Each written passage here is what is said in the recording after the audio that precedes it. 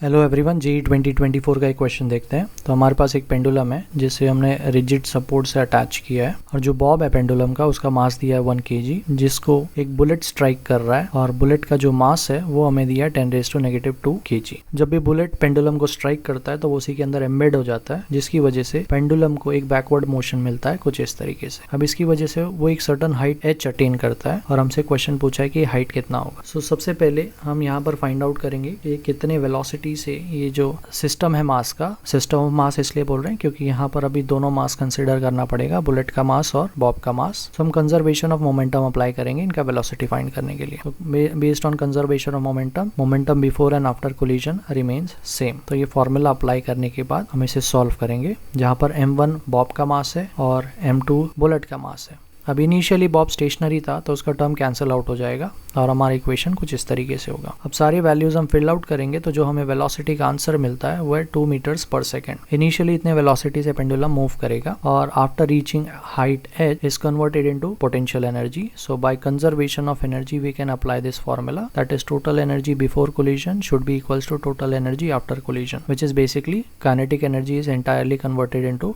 Potential energy. तो इसको simplify करेंगे तो हमें जो हाइट का इक्वेशन मिलता है वह v²/2g। सारा वैल्यूज फिल आउट करने के बाद हमें जो आंसर मिलता है वो है 0.2 मीटर्स, जिसमें से हमारा ऑप्शन नंबर 2 करेक्ट।